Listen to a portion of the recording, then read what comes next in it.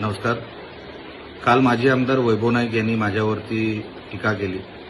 मच्छीमार बांधवांचा प्रश्न जो काल मी प्रांत कार्यालयामध्ये सोडवण्यासाठी सगळ्या मच्छीमार बांधवांना घेऊन गेलो होतो, त्याच्यामध्ये त्यांना त्रास झाला आणि त्यांनी असं सांगितलं की ह्या सगळ्या नोटिसेस ज्या आहेत त्या आत्ताच कशा येतात. माझा आमदारकीचा कार्यकाळ सध्या 1 वर्ष सध्या पूर्ण झालेला आहे. ते मागच्या 10 वर्षामध्ये ते आमदार होते, पण ह्या नोटिसेस आत्ताच निलेश राणेच्या कार्यकाळात कसे मच्छीमार बांधवांना आल्या वगैरे वगैरे त्यांनी माझ्यावर टीका केली. आता मी त्यांना काही पुरावे देणार आहे, कारण का ते बिनपुराव्याचे नेहमी बोलतात. मी पुरावा घेऊन बोलतो. पुरावा असा आहे, ते म्हणतात त्यांच्या कार्यकाळामध्ये एकही नोटीस आली नाही असं त्यांचं म्हणणं आहे. तर मी तुम्हाला पुरावा देतो तारखेसकट, आणि कधी कोणाला बघायचं असेल, स्वतः माजी आमदारांना बघायचं असेल तर मला त्यांनी फोन करावा किंवा त्याच्या कुठल्या माणसांनी फोन करावा. त्यांच्या घरी मी कुरिअर करायला हे सगळे डॉक्युमेंट तयार आहे. नोटिसेस टोटल त्यांच्या कार्यकाळामध्ये आलेल्या नोटिसेस 352 नोटिसेस त्यांच्या कार्यकाळामध्ये आलेल्या मच्छीमार बांधवांवर आणि व्यावसायिकांवर. 28 जुलै 2017 मध्ये एकूण 92 नोटिसेस आल्या. 19 जानेवारी 2018ला 73 नोटिसेस आल्या. 20 फेब्रुवारी 2018 एकूण 187 नोटिसेस आल्या आणि 2023ला काही नोटिसेस आल्या, जे मी आता सोशल मीडियावर टाकणार आहे. या सगळ्या नोटिसेस 352 नोटिसेस त्यांच्या 10 वर्षाच्या कार्यकाळामध्ये आल्या आणि ते काल म्हणतात की त्यांच्या कार्यकाळात नोटिसेसच आल्या नाही. सगळं खोटं. म्हणजे सातत्याने खोटं बोलणारा माणूस म्हणजे कोणाला जर काय प्राईज वगैरे द्यायचं असेल तर ह्या माणसाला देऊन टाका. सातत्याने हा माणूस खोटं बोलतो आणि उघड खोटं बोलतो. काही पुरावा नाही, हातपाय नाही, म्हणे त्यांच्या कार्यकाळात एकही नोटिसेस आली नाही. मी 392 दाखवतो. 392 नोटिसेस माझ्या कार्यालयामधून कधी बघून घेऊन जावं, कोणी पत्रकारांनी घेऊन जावं, कुठल्याही व्यक्तीने घेऊन जावं. माझ्या कार्यकाळामध्ये जे काही नोटिसेस आल्या, मी काल प्रांत कार्यालयामध्ये पण तेच बोललो, तुमच्यावर अन्याय होऊ देणार नाही.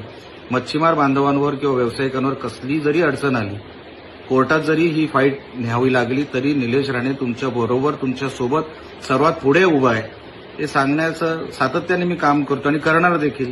म्हणून मच्छीमार बांधव किनारपट्टी यावेळेला निलेश राणे सोबत राहिली. हेच दुखणं आहे माझ्या आमदारांचं. असो, दुसरी गोष्ट ते म्हणतायत की ह्या नोटिसेस मालवणमध्येच का येतात. खरं तर मला हा माणूस शिकलेला आहे की नाही मला माहित नाही, नोटीस वाचता येतं का माहित नाही. एवढं म्हणजे माणूस कसं बोलू शकतो. तक्रारदार हा जो आहे किंवा जी व्यक्ती आहे ती व्यक्ती मालवणमधली आहे आणि सातत्याने तक्रारी त्या व्यक्तीमार्फत होतात, तक्रारदार मार्फत होतात. आणि म्हणून जी काही नोटिसेसचा जो काही विषय आहे, वेगवेगळ्या विषयांवर वेंगुर्ल्यात पण नोटीस गेलेल्या आहेत, देवगडमध्येही नोटीस गेलेल्या आहेत. त्याचे पुरावे मी तुम्हाला सेपरेट देऊ शकतो. पण तक्रारदार ज्या विषयांवर नोटिसेस ह्या जनरेट होत आहे, ती एका तक्रार जो देतोय या विषयावर, कंप्लेनंट जो आहे त्याच्यामुळे होत आहेत. एवढी साधी अक्कल माझे आमदार वैभव नाईक यांच्याकडे नाही की मालवणमध्ये हे ह्या कारणामुळे होतं, इतर कुठलंही कारण नाही. त्यात वेंगुर्ल्यामध्ये वेगळ्या पद्धतीच्या नोटिसेस जातात, देवगडमध्ये वेगळ्या पद्धतीचे नोटीस जातात.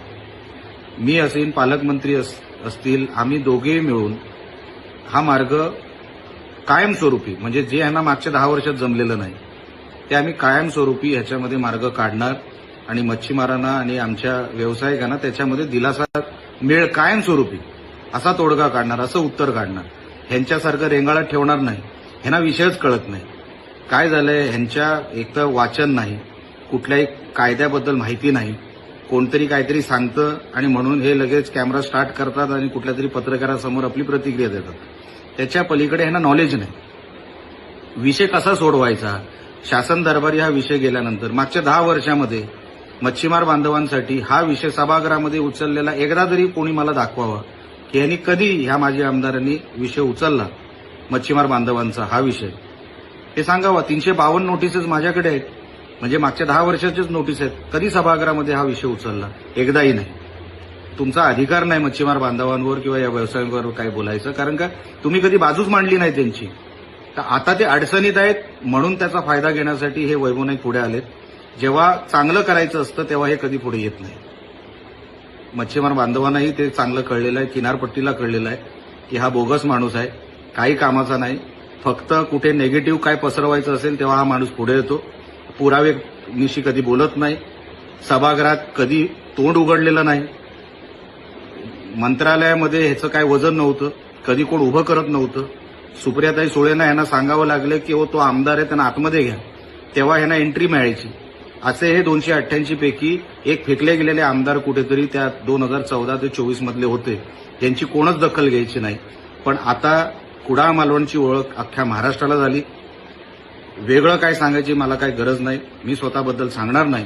सगळ्या लोकांना ज्या ज्या काही गोष्टी दिसतात ते ऐकतात, वाचतात, त्याच्यामुळे कळलेलं आहे की कुडाळ मालवणावर आता कोणच अन्याय करू शकत नाही आणि म्हणून हे पुरावे आपल्यासमोर मी ठेवलेले आहेत.